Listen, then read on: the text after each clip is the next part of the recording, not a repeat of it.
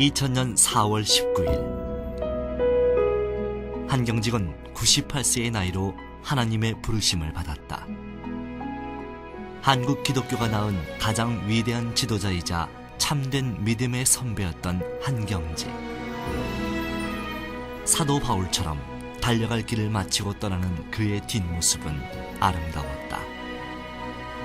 다양한 계층의 많은 이들이 그를 추억하며 천국 가는 길을 배웅했다. 예수 닮은 사람으로 한 세기를 열심히 달려온 한경직. 그는 하나님이 주신 목회자의 직분을 그 누구보다 충성스럽게 감당했다. 한국 교회 부흥의 동력이었고 목회자들의 표준이었던 한경직. 그는 지금 우리들에게 무엇을 말하고 있는가?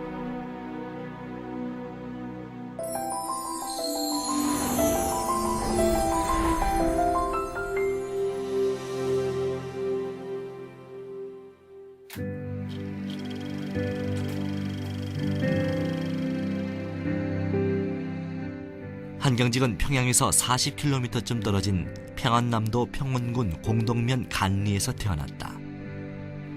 그는 어릴 때부터 선교사가 세운 작은 교회에 다니며 복음을 접하게 된다. 하나님은 일찍이 그를 목회자의 길로 부르시기 위해 준비시키셨다. 그는 기독교 학교인 진광소학교, 오산학교, 숭실대학에서 이승훈, 조만식, 방유량 선교사에게 신학문을 배웠다. 그때부터 그의 가슴에는 예수 사랑과 나라 사랑이 싹트기 시작했다. 숭실대학 3학년 여름, 소래해변에서 기도하는 가운데 주님의 음성을 들은 한경직은 과학도에서 신학도의 길로 삶의 방향을 전환하게 된다. 제가 영감을 얻어서요. 예. 영감을 받았어요. 네. 내가 갈 길은 내 민족이 먼저 새로운 민족이 되어야 된다. 네. 그래서 새로운 민족이 되려고 할 것이면 다 예수를 믿어야 한다. 그렇게 되니까 내가 복음을 전파해야 된다. 네. 그런 영감을 받았어요. 신학을 공부하기 위해 떠난 미국 유학길. 한경직은 엠포리아 대학을 거쳐 프린스턴 신학교에서 배움을 이어갔다. 특별히 그는 프린스턴 신학교에서 미국 교회가 갈등하고 분열하는 모습을 보면서 가슴이 아프고 안타까웠다. 이를 통해 복음주의 신앙을 지키면서도 다른 의견을 용납할 수 있어야 함을 깨달았다. 예일대학교 신학부에 진학해 교회사 박사과정을 공부하고자 했던 한경직은 그 당시 사형선고와도 같은 폐결핵 2기 판정을 받게 된다. 죽음에 직면한 그는 자신의 교만과 야망을 하나님 앞에서 철저히 회개했다. 그리고 3년만이라도 조국을 위해 일할 수 있도록 건강을 회복시켜 달라고 하나님께 간절히 매달렸다. 지금 돌이켜 생각해 보면 제 2년간의 그 알바그르키 사나토리움의 그 경험은 참 되게 큰 영적으로 또 건강적으로 축복의 시기였다. 이렇게 생각이 되고요. 또 하나님의 겪는 가운데서 제가 너무 부족한 게 많고 죄가 많아서 저를 좀 깨끗이 만들고 좀 더 전적으로 헌신하는 그런 종을 삼기 위해서 저에게 그런 병과 그런 경험을 주셨다. 저는 지금 돌이켜 볼 때 그렇게 생각하고 참 감사히 생각합니다. 하나님의 은혜로 건강을 되찾은 그는 학업에 대한 꿈을 내려놓고 목회자의 길을 걷기로 결심했다.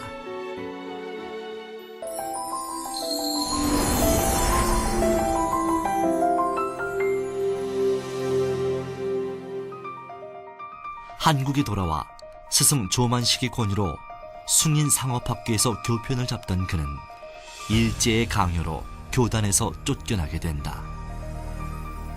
그 후 한경직은 본격적인 목회자의 길에 들어서게 된다.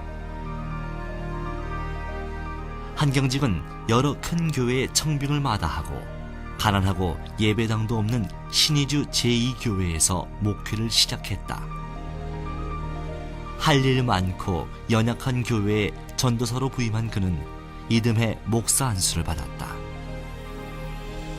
한경직은 나라가 기울어가는 암울한 상황에서 특별히 젊은 청년들에게 올바른 신앙과 애국정신을 심어주기 위해 노력했다.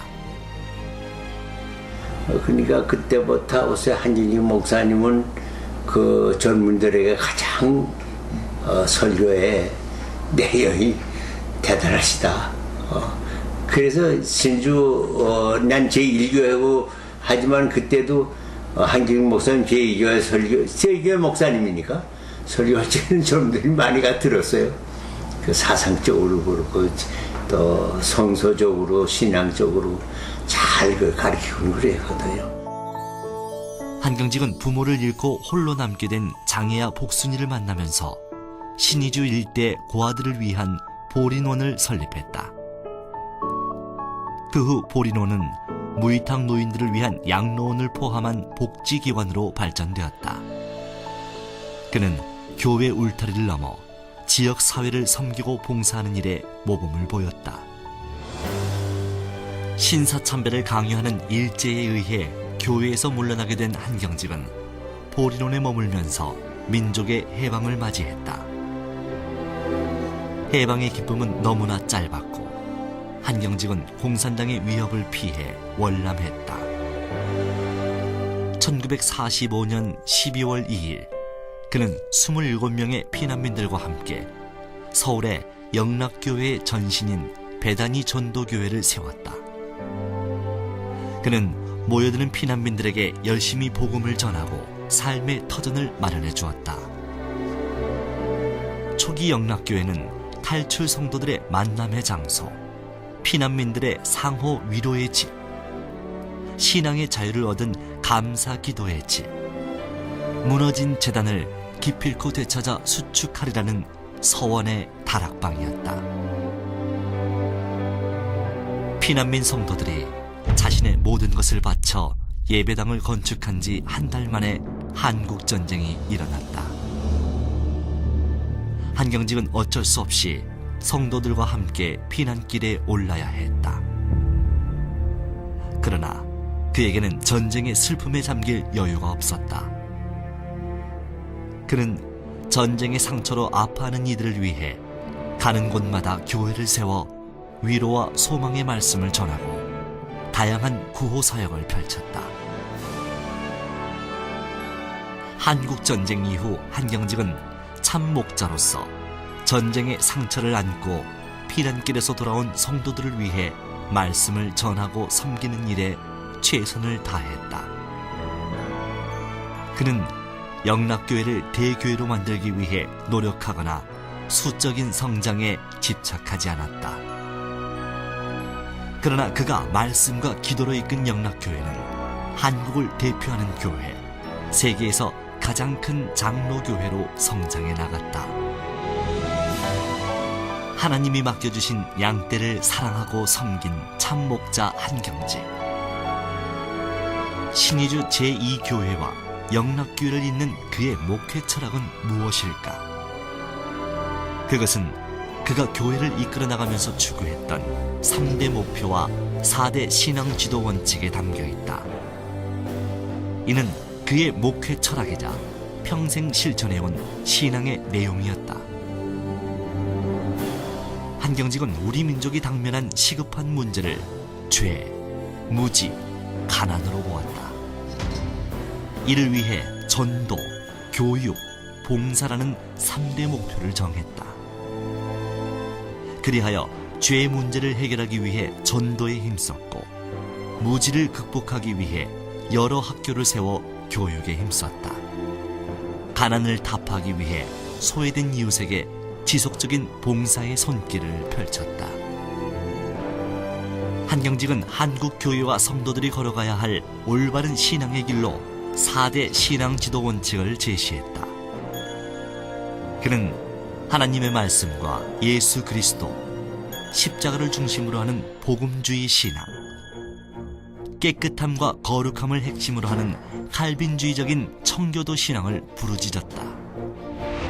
교인들과 교파 간에 연합하고 일치할 뿐만 아니라 세계 교회들과 교류하는 교회 일치 신앙, 나눔과 구제를 교회 밖으로 확장시키는 사회 봉사와 사회 참여의 신앙을 항상 강조했다. 한경직이 추구해온 3대 목표와 4대 신앙지도 원칙은 한국의 목회자들에게 모범이 되었고 한국 교회에 영향을 끼쳤다. 그리하여 한국 교회를 튼튼히 세워가는 뿌리와 줄기로 자리잡게 되었다. 또한 한국 교회 신학의 중요한 토대가 되었다. 1973년 한경직은 27년 동안 섬겼던 영락교회를 은퇴했다. 그 후 그의 목회 무대는 한국교회 전체로 확대되었고 민족 복음화를 위해 군 복음화에 앞장섰다.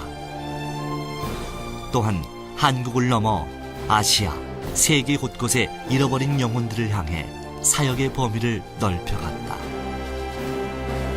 1980년대, 1990년대를 거쳐오면서 한국 기독교 연합 사업에는 어김없이 한경직이 있었다.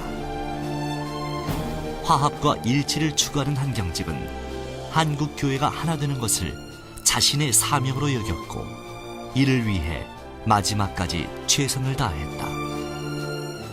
오로지 사명에 충성하셨는데요. 청직이 의식입니다. 한 목사님 자체가 완전히 청직의 의식이에요. 일 많이 하셨어요. 목회는 물론이고요.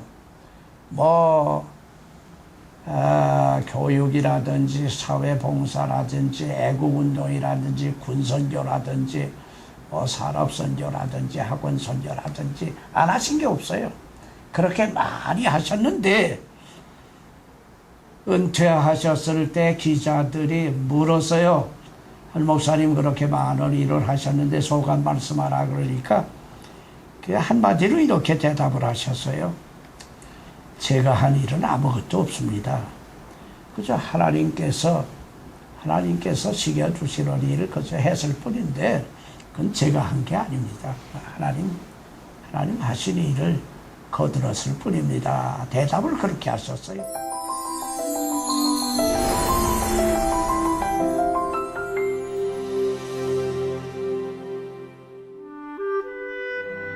한경직은 주님의 양떼를 먹이고 치는 것이 목회라고 정의했다. 그는 양떼를 먹이기 위해 강단에서 말씀을 전하는 일에 전념했다.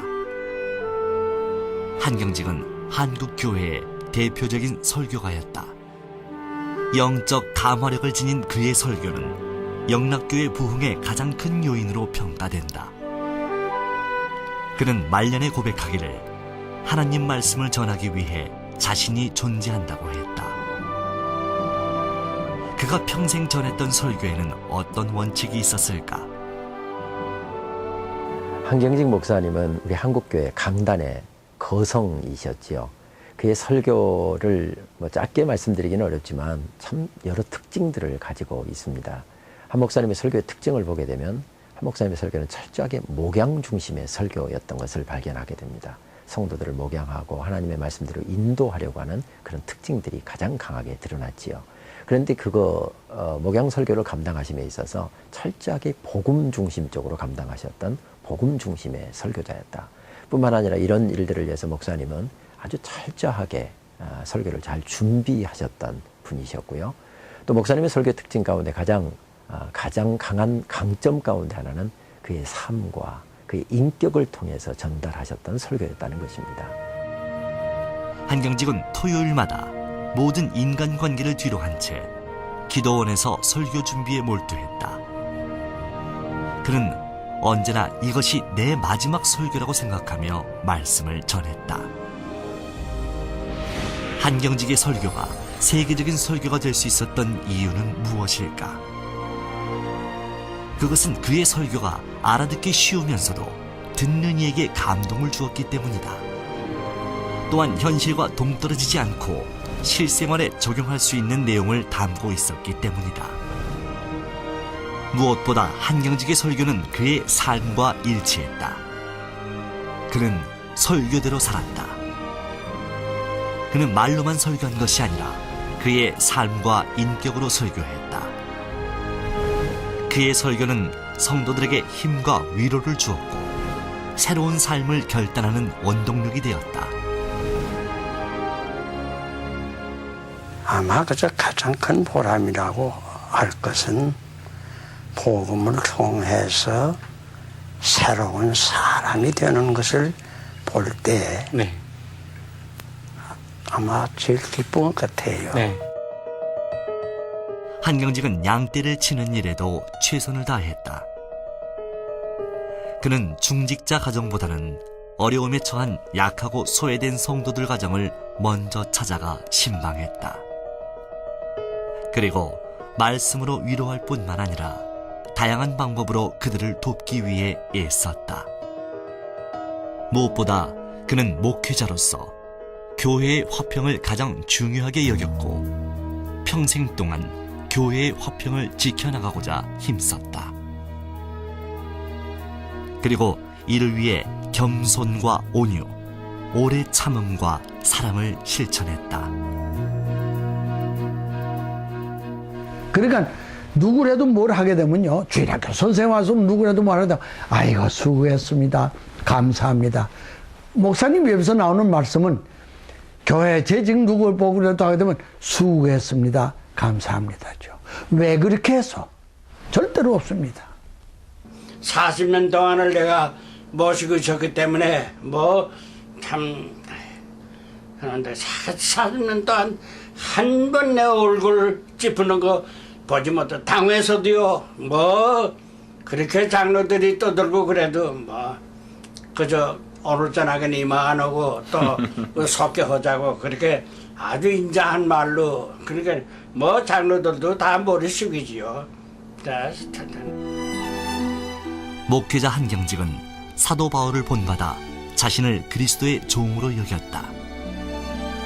그리하여 그리스도를 위해 자신의 모든 것을 완전히 드린 온전한 그리스도의 종이 되고자 힘썼다. 이러한 그의 노력은 평생 동안 계속되었고 그는 돈과 정욕, 명예라는 세상 것들을 포기하려고 몸부림쳤다. 그가 보여준 청빈과 검소함은 이러한 노력의 결과였다. 네, 한경직 목사님을 생각하게 되면 항상 우리의 영적 그리고 또한 민족적 스승이라는 생각들이 듭니다. 스승이 사라지고 어른이 사라진 시기에 저희들이 살고 있는데 특별히 한국교회 내에 여러 가지 어려운 점이 있는 이 시기에 스승과 어른이 정말 절실하다고 생각이 듭니다. 그런 측면에서 한 목사님은 모든 사람들을 사랑했고 그리고 모든 사람들로부터 사랑을 받았던 진정한 이 시대의 영적인 어른이요 스승이었다고 생각을 합니다. 일제시대와 한국전쟁의 순환을 겪으면서 폐결핵으로 죽음의 문턱에 서면서 그는 자신의 모든 것이 하나님의 것임을 깨달으면서 청지기의 삶을 결단하게 된다. 여호와께서 내게 주신 모든 은혜를 무엇으로 보답할꼬? 이 말씀을 평생의 고백으로 간직했던 한경직은 하나님의 은혜를 늘 기억하며 하나님의 교회와 성도들을 너무나 사랑한 충성된 청직이었다. 사실 생각하면 목사라고 하는 사람은 먼저 하나님께 그 몸을 온전히 바친 사람이 옵시다. 문자 그대로 하나님의 종이요 그리스도의 종입니다. 그러니까 그리스도 앞에 언제나 종 노릇을 하였어요. 다시 말하면 목사가 제일 먼저 생각해서 언제나 충성된 종이 되었다. 그 생각이 꼭 언제나 있어야 하고